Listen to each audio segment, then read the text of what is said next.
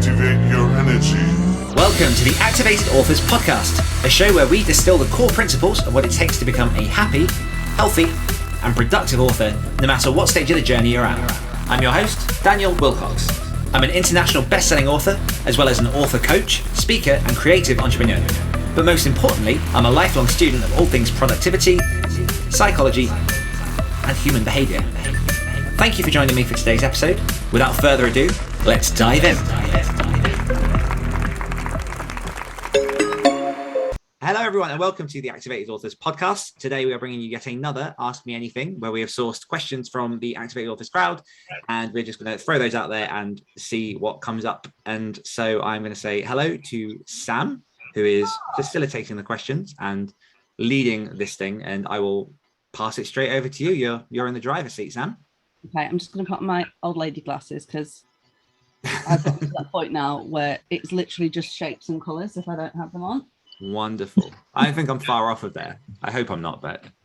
What, to being an old lady? Yeah. Well, I mean, I've almost got the same amount of beard as you, so I guess it's kind of... On its way. Yeah. Okay, right. Well, before we dive into the questions that we've got this time, we had, that I could find anyway, one question that we didn't have time for last time. So I thought we would start off with that. So this is from Pan, and Pan asks, how did you decide that self-publishing was best for you as opposed to trad? So I'll preface this because I've realised that what I've not done at all is prepare for any of these questions, but at the same time, that is how I live most of my author life. What, a mile at a time, mate? I know, just one bit in front of the other. Yeah. Why did I choose self-publishing over traditional publishing? I think, so don't get me wrong, when I first set out to start writing and I was looking into how to publish and everything else, I ran my own freelance proofreading and editing business. And as I was kind of getting into the editing trade and the proofreading trade and sort of centering around writing, I did look into publishing and trying to understand a bit more about what traditional publishing was, how you can go about it, how you can kind of find, the information that you need and sort of pitch yourself to agents and all that kind of jazz. And I ended up buying the Writers and Artists Handbook, I think it's called, which it comes out every year and it kind of is just filled with useful links for agents and publishers and different things, and kind of it's almost like a directory to help you publish your book and contact the right people. And so I kind of, I don't know, I circled around understanding it more. But then when it came to putting a book out there, I don't even remember how I stumbled across KDP, which for people who don't know is Kindle Direct Publishing, which is sort of the platform you use to publish an ebook onto Amazon. And I just wanted to try and see if I could put a book on Amazon. I don't remember why. I don't remember what the impetus for that was. It was just, I wrote a stage play at university. Can I put this into Amazon, turn it into a book and get it selling to people? And what I discovered then, because it was quite a short stage play, was that the rule of how many pages you need for Amazon to actually publish a paperback book and all that kind of stuff. But I tried that and was like, that's cool. I wonder if I could do this with a real book. And there was never really, I think because when I started, it was all for me. It was all, I just want to have my book on the shelf. I don't care if it sells. I don't care if it, other people read it. Obviously it'd be nice if that happened, but I just was really much more interested in knowing the steps of the publishing process. So like I say, I interned in a publications team. I ran my own business, proofreading, editing. I'd been around sort of typesetters. I had never been sort of close enough to go to printing presses and stuff, but I'd worked with designers in my previous job on sort of magazines and prospectuses and things. And I just liked the process of making a book. And then kind of writing for me, creative writing kind of came, it was something I've always been somewhat interested in. I've always considered myself sort of all right at writing. But it was the publishing that really took me to self-publishing. And then from there, I kind of went, oh, you can do stuff with this. People are reading my book. Why not keep trying to write stuff and grow from there? And by that point, I'd already had, I guess, the first taste of just having a book in my hands and being in control.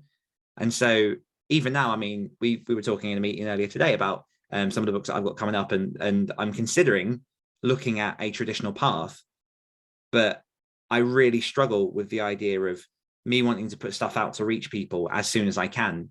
And the idea of someone going, okay, yeah, this is awesome. Let's look at getting that in the calendar for 2025. I don't know if it's just because I'm impatient. I don't know what, but like there's something I just really like about being in control.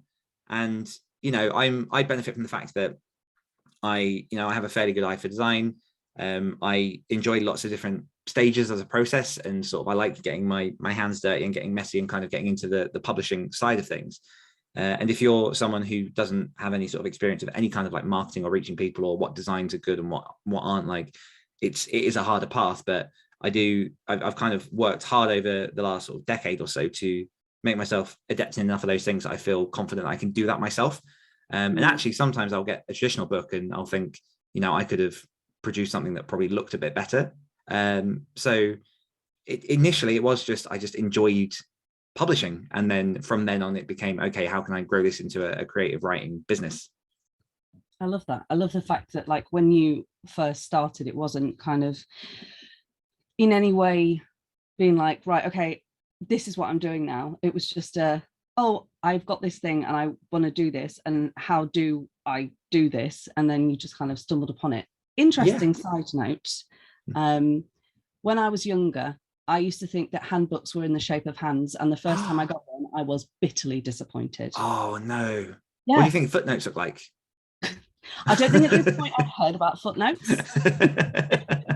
But I just in the shape of little feet. Little toes. Like, I don't think I'd considered the fact that text wouldn't fit very well on like the fingers in the page. Maybe, I don't know. But yeah, just thought I would, when you said handbook, I thought I'd bring that up. Yeah. No, I like I said, I never thought of it as a career. I was just like, I want a book. So I made a book. And the rest is history.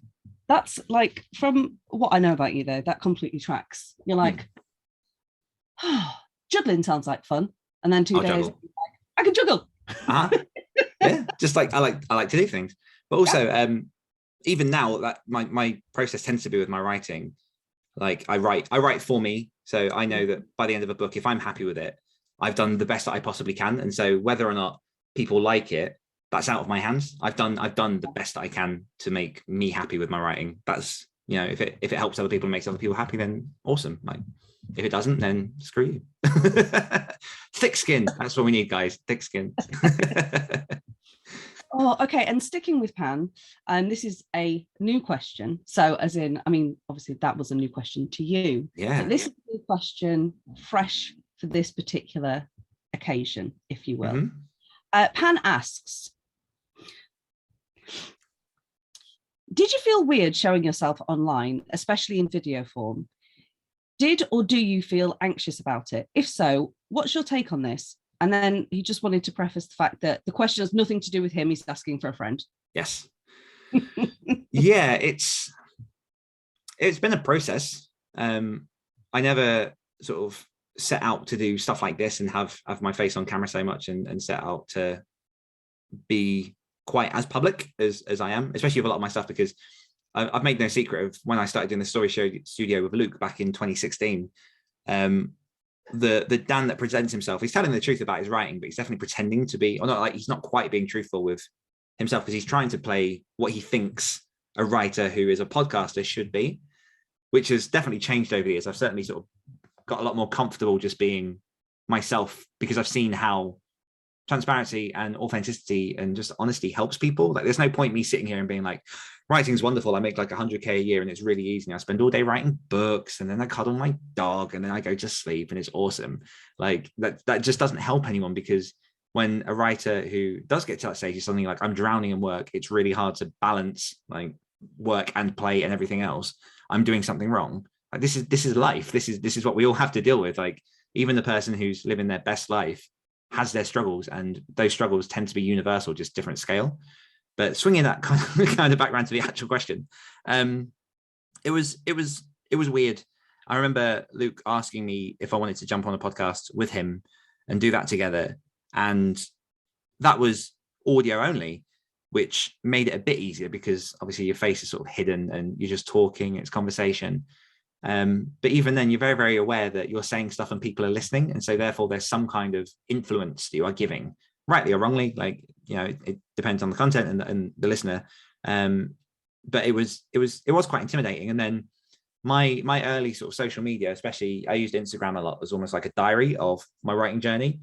And the first year and a half, maybe even 2 years, is primarily pictures of books and pictures of scenery and pictures of stuff. Like I'm kind of barely in it.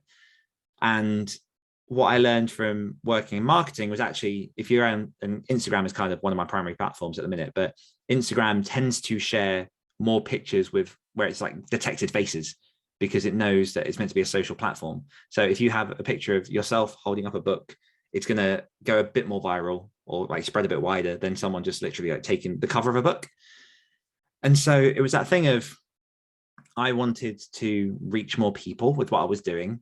Okay, let's start taking pictures of myself, and it's clunky and it's awkward. And I don't think there is an easy way just to get used to it. I think it's one of those things you just have to start and go with that sort of level of comfort where you're just pushing outside of your comfort zone. And the more you do it, the easier it gets. So like, I'm much more comfortable now hearing my own voice and watching my own stuff than I ever was at the beginning, because you get used to it. And we all, I think, maybe not all, but I think a lot of people tend to shy away from re-watching themselves in videos if it's like on someone's phone, or you try not to listen to your own voice because it sounds different to what you hear in your own head.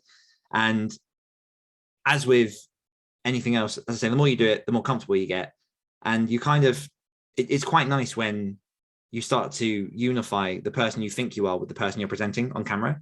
And you see those two things come together, so that I know that who I am now on camera is who I am off camera, which I can't say for everyone I've watched, but I'm not going to name names. But I do think there's a real power in kind of when people meet you or when people talk to you outside of seeing you on podcasts and things, and they're like, oh, you're actually that person. And, you know, that just helps that deeper connection and sort of facilitating moving your business forward with I'm trying to think of the right words, but like your fans, your followers, that kind of stuff. So yeah, it was difficult in the beginning, but I also knew that it was beneficial for me.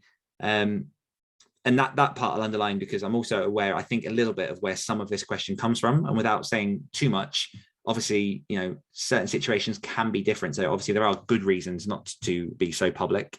If you're writing under a pen name, or if, you know, you're presenting under sort of like a different persona, sometimes that does work in your favor. But what I would say is just find ways to be cheeky with it. Either, like, I know, oh, who is it? I don't know the name of the person I used to follow, but there was a guy who was essentially, I think he was called The Real Indian Dad or something. And he never showed his face. He basically had one of those like iPhone sort of face cover versions of him that was his persona online. And that was how he always showed himself in videos and everything else. And in that way, you're kind of still being somewhat real, but you're masking your true identity. And there is a bit of separation between the two while allowing yourself to connect and still be real. So yeah, it's a journey. It's a long journey. But it is worth it, because it's very different reading someone's words to seeing someone and listening to someone and speaking to someone and having that connection. There's something about, you know, the human animal that just responds much better to eye contact and voice and presence over sort of the written word and that stuff. So yeah, I've got a small follow-on question to that. Yeah, very small, because I have the microphone, so I can I can do what I want. I can do whatever I want. Did your 2-1 help you at all? My 2-1 drama degree, English and drama degree. Yeah, English and drama, not even full. I mean, there was a certain element of the confidence that was built and sort of presenting yourself and knowing how to compose yourself under the different circumstances. No, not really. No. I mean, yeah, I've done stage plays, I've done things in the past that help performing, but because performing as a character is a mile away from being honest and saying the things you truly think. And there is always that part of me that, like, I'm sure at some point I'm going to say something that is going to bite me in the ass in like 5 years from now. But at the same time, like, I can't use that as a thing that holds me back from like speaking my truth now and trying to, like, you know, just share what I know, but also trying to just grow it as a person as you go along as well. Yeah. But no, the 2-1 didn't really help. I just thought I'd bring that up for you. Thank you. I really appreciate that. Well, it's been at least 7 minutes since I've heard about it. So I'll bring it up. Okay. on a similar vein, Sarah wants to know, how do you deal with self-doubt and overwhelm? And do you have any top tips on self-doubt and overwhelm? How to beat them, not how to increase them, in case that one. So I'll get to self-doubt first because I kind of touched on that slightly. So the way I tend to, I wouldn't say conquer, because self-doubt happens all the time. The way I try to get over self-doubt is that concept of knowing that I am giving something all that I have. Like, I know deep down, if I've rushed something and just put something out there and I've not really given it proper thought or like care or attention, and I could have done better in that moment. What I do with every book that I write is write it for the avatar that I'm trying to reach, which is essentially myself. Like in my nonfiction, it's kind of who I was in 2015, and the things that I believed I wanted to hear, but also like the stuff that I get from you guys and Activated Authors and where you're at. Like that really like helps me to kind of keep my finger on the pulse and go like, how can I work this in a way to serve you guys? And so, like, as I say, as long as I know that I've given absolutely everything I can, I've researched to the best of my ability within that time frame, like I've put the best cover on, I've gone through whichever editors I'm happy with, and I put it out. That's how I kind of get past self-doubt, because that's all you can do. You can't do anything better than that, because as an artist, you are always going to be able to improve. You can write a book once, 6 months later, you can go back, you can edit that book. 6 months later, you can go back and edit that book, and it will get better, quote, subjectively, but it'll get better and better and better each time. And better sometimes just means like more representative of who I am then. And so that can go on infinitely from the moment you've written a book until you're 70, 80, 90. Congratulations if you make it over 100. And so it gets to a point where you kind of have to go, right, I need to let this book out. And I think this is sometimes where people struggle, because you can never be sure that your book is amazing until you've put it out and you've given it to the right readers who love what you do. And that moment of taking a book and looking at it and going, I'm the only eyes that have seen this, or me and my editor are the only eyes that have seen this, and suddenly going like, now I have to take this precious thing and put it through the gates and just kind of like hand it out to the people. That's terrifying. So sometimes with self-doubt, you have to kind of ask, where do you think it's coming from? Is it because you don't think you're good enough? Is it because you don't trust the people you're trying to reach? Is it because you just don't know how to publish and market the book? And so maybe just educating yourself a bit more on the stuff that's coming up will help you feel more comfortable with moving through those stages. And then sorry, I do apologize. Was the second part about overwhelm? Yeah. So yeah, overwhelm, again, it can come from a few things. For me, overwhelm tends to come from a mismanagement of my own time, not being clear on my goal, just severely overloading myself with stuff, or external life circumstances. So, if it's a mismanagement of time, you've maybe got a bit too eager with how much you think you can do in that week. And so you're doing all the shoulds. I should have written X amount by now. I should have done this. I should have done that. And the reality is, as writers, we get to dictate mostly, unless you're sort of like tied to editor deadlines, we get to dictate when we write and how much we want to write and everything else. So really, like, we want to push ourselves and want to put ourselves in a good position. But at the same time, sometimes just question yourself and go, do I need to do this right now? Like, what is going to burn if I don't touch this? And then when I get very, very overwhelmed, I do tend to just list out all the things that I'm doing, because it might just be I've gotten very, very focused on one thing, and suddenly that overwhelm comes from, but I know I have 10 other things, I just can't think of what they are. And not knowing is the overwhelm for me. Anyway, that's so I tend to list everything down either in a notebook or on my whiteboard, and just kind of like really go through each of the stages of the things I'm doing and going, right, that's there. What's the deadline? Where's that coming up? And just the action of putting that down on paper and knowing that you've got everything down there, or hopefully knowing you've got everything down there, helps to calm it down, because then you can prioritize and you can say, okay, I need to step off this so I can do this for a little while.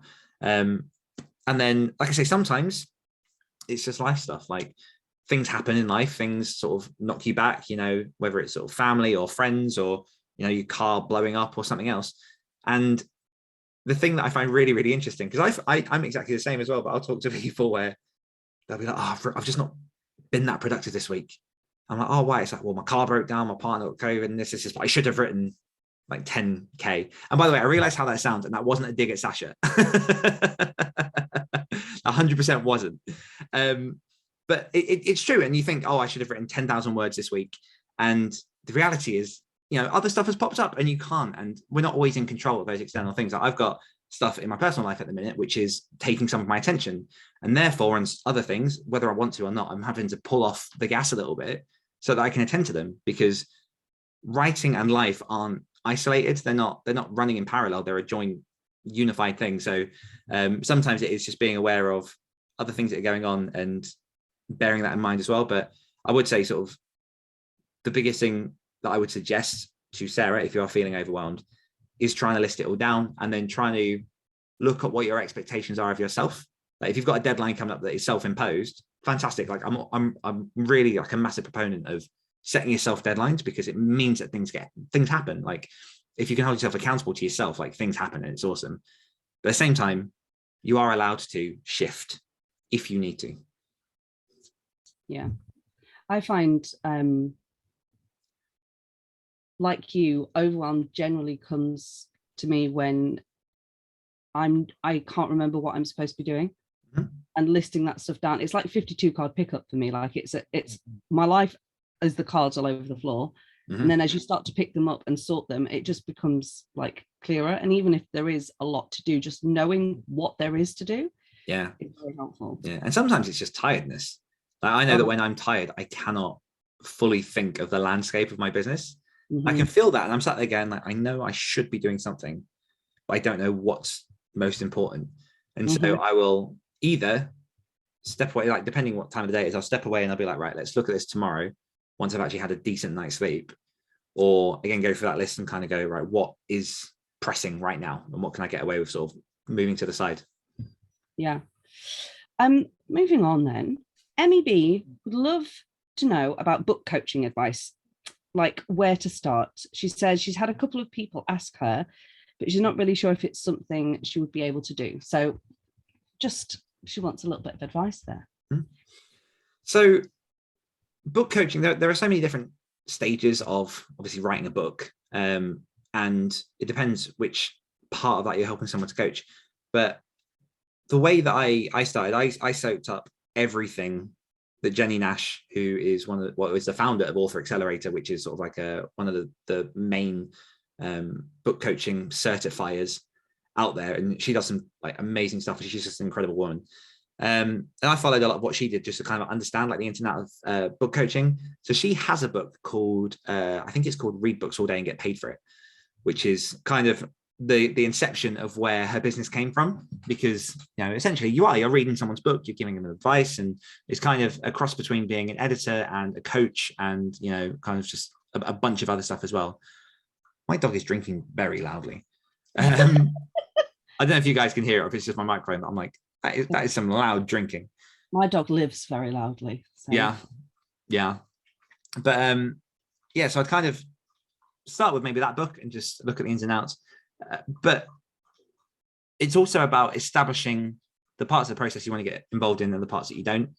And one of the first places I start with any conversation with a book coaching client, or I moved more into what I call author coaching. So it's more so on working with the author and sort of productivity and the mindset and the habit side of stuff over sort of the ins and outs of editing and structural stuff. Although I do sort of advise on that as well. But in those initial calls, even before you've kind of taken them on or decided if you want to do it, just find out what it is that they need and what they want. If someone comes to you and says, I want to write a book, why is it you want to write a book? Is it because you want to be a full-time author, you want to make money? Is it because you just want to write a book for the sake of it?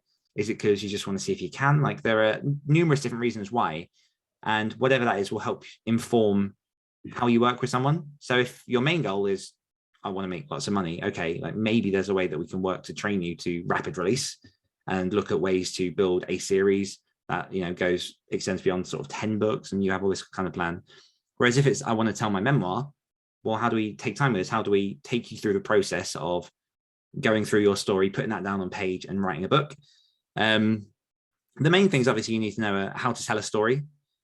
even so, I obviously am not proficient in every single genre. My main genres are sci-fi, horror, and post-apocalyptic, but I have coached in romance, memoir, and urban fantasy as well, because there are a lot of universal story structure beats. So I go through and I, as I say, understand, or I try to understand what it is that the people want to achieve. What I would say is, if you have a process and a structure on how you want to publish a book or how you publish books, bring that to the table, because the more you can standardize the process, the less brain power you have to put into sort of tracking like where they are and where to go, because you kind of know that, oh, they're at this point, we just need to get them across XYZ. But at the same time, remember that, everyone is different, and everyone who's writing a book is doing it, even if it's for money or for whatever, like there's slightly different reasons. So there is an element of trying to be intuitive and working with them and really listening to understand what their blocks are, how they write, how their time is composed, so they can actually get the words down on paper.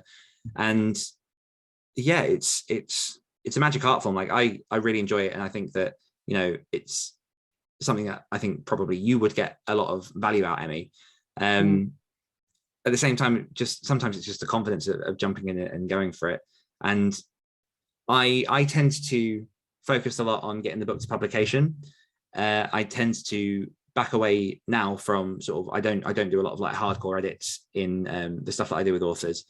And I also tend to not focus too much on the marketing side of stuff in terms of like cost per click ads and all that kind of stuff, because there are people out there that teach that better than I can.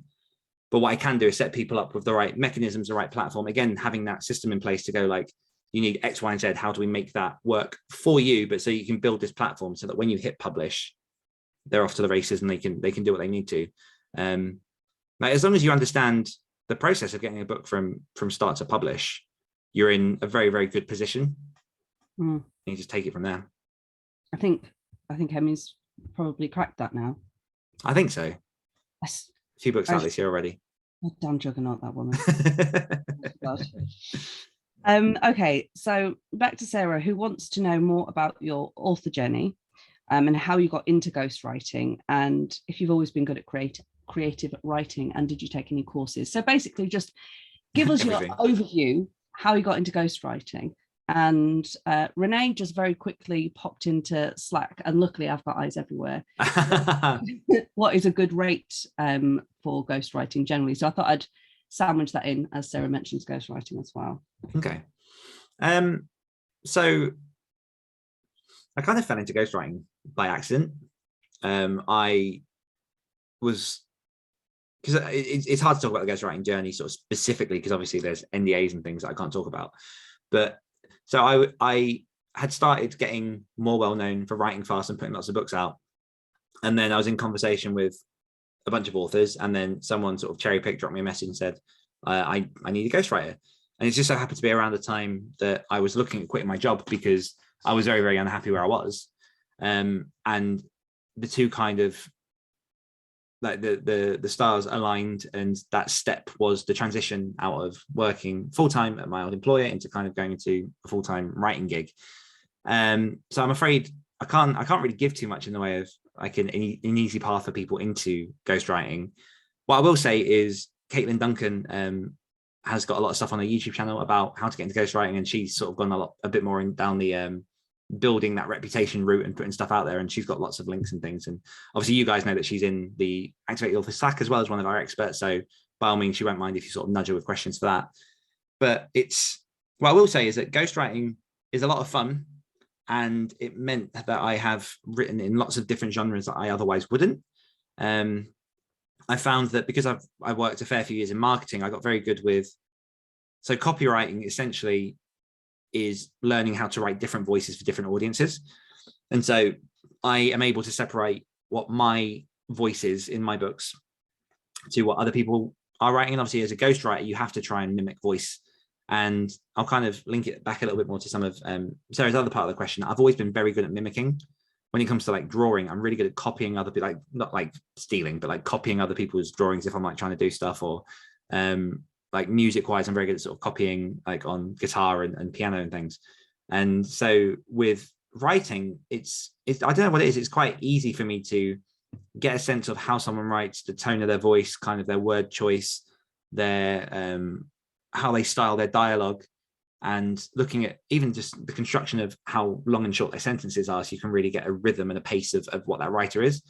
And that's the stuff you need to get good at. You really need to learn to put your own thoughts on writing aside, because if you're ghostwriting for someone, they don't write like you. And so, that, it has its pros and cons, because as I say, you get these different styles, but there have certainly been points in which I started writing my own stuff and I've gone, oh no, I'm writing someone else's voice. And you almost have to like re-find your tone, which comes back easily enough, but it's something to consider. But yeah, it's just great experience to work with editors, to work with other authors that are doing well, seeing what it is they're doing well, so you can kind of take some of that stuff, and then getting an insight into, as I say, writing other genres under just a mask. Like, nobody knows the books that are out there that I've done that, to be fair, are selling pretty well. And I get a lot of people saying, like, do you mind that the books are out there and they're being read by people? And it's like, honestly, no, because I want to be known for horror. Like, I don't want to be known for sort of paranormal suspense or lit RPG or anything like that. That's just not me. So it's great for experience. And yeah, if it's something that you're interested in, then just see if you can. Well, number one, check out Caitlin's stuff, because she's got loads of cool stuff on ghostwriting. But there are loads of services online and places where you can put yourself forward as a ghostwriter and try and connect with people and get started and putting it out there. And would you say, because on the rate as well, I'll do in a sec. Oh, the rate, yeah. And I was just going to say, would you say, because Sarah asked about kind of if you had any like creative writing training or anything like that, would you say that ghostwriting was kind of, in a way, your like playground, your learning ground of finding your a little bit, a little bit. So I've never done any kind of, I've never done any sort of formal creative writing qualifications or courses or anything. Sorry, joking. I enjoyed writing odd bits of stories when I was a kid, but it was more that I loved reading. And then the first real bit of creative writing that I did, I was 17 at college, and there was one of our modules where we could just write a short story. And apparently, like, going back over the years, the more I think about it, the more I do have a bit of just a rebellious streak in me. And we were like allowed to write whatever we wanted to. And so I said, does that include erotica? And the tutor was like, I don't see why not. So I ended up writing like this horror erotica short story and handing it over to my tutors when I was 17. Yeah, it's just as bad as it sounds. Like, it wasn't great. It was just that thing of like, well, let's see how far I could push these boundaries. But like, all of that aside, some of the writing in that I was quite happy with. But it was definitely me trying to like show off how good a writer I was when I really wasn't. And then I did English and drama at uni, which did not help at all. The one thing that was fun was I did the write your own play module, and wrote a stage play that got considered for the Edinburgh Fringe Festival, which was a lot of fun. And kind of doing that, I got a bit more familiar with voice and pace and theme and tone and that kind of stuff. And then just nothing. Like, I just enjoyed reading. And then when I wrote Sins of Smoke, I just wrote a story. Like I say, I've always been a lover of words, and I've worked for years in marketing, and sort of I enjoyed copywriting and selling things and putting stuff out there. And I think that was a big part of helping, was, like I say, just understanding the audience I'm trying to reach and how word usage can really sort of either pull people in or push them away, and the tone that I needed for the stories that I was telling. So it's gone from there. But no, outside of that, I've never done a course. Well, I've read books, but I've never like really done like a writing course or anything. I think that's really interesting. There's still, in my opinion anyway, like this very kind of elitist opinion that to be a writer, you must train to be a writer. To be a writer, you just have to make a reader happy. To be a writer, yeah, like just write. Yeah. And I think a lot of the time, people's kind of life experience or like previous jobs they've had is actually incredible training. So like you were talking about marketing and huge on transferable skills. Yeah. Yeah, exactly. So yeah, I just there was put that there. is it Wattpad? Yeah, Wattpad, where Mm. essentially social media for writers, you throw chapters up. Like I did that for a while. That was I didn't get very far with that, but that was quite fun. But on that, I saw how many stories were read by millions of people that were arguably good stories, but they were so poorly like written in terms of typos and grammar and everything else. And stuff like that where you go, you know what? If people can look past that and enjoy the story, you don't have to be perfect. You just have to have the imagination and the want and the drive to go, let's entertain someone. I genuinely believe that everyone has the ability to write a story. Like whether or not like you might need more editing and more working with sort of proofreaders and stuff than other people, but the core of a story, like there's someone out there that wants to hear it. Okay, so we're going to move in a slightly different direction now for the kind of the last section of this. We're going to head into Whiplash. horror. Ooh. Horror, if you will. Uh-oh. And if you won't, tough, because that's what the questions ask. So Ara wants to know, what are your favourite and least favourite tropes in horror and why? And are there any horror cliches that you love or hate? What grates your cheddar about horror? Go. I dislike splatter gore and just general chaos and fuckery for the sake of it. There's a lot of, I say a lot of, I've not read loads, but there are definitely books out there where it's just like, let's throw a monster in and let's have them just tear one up and let's get really visceral and gross. And it's like, that can be done well, but if it's too egregious and it feels like it's just been thrown in there because you want to have a bit of just splatter porn, that doesn't really work for me. I really like sort of deep, thoughtful, psychological horror where you really get inside someone's head and you kind of go along with the character on their journey at a very deep level. If I can see through someone else's eyes and really witness like horror in the small things, I think that's really, really effective.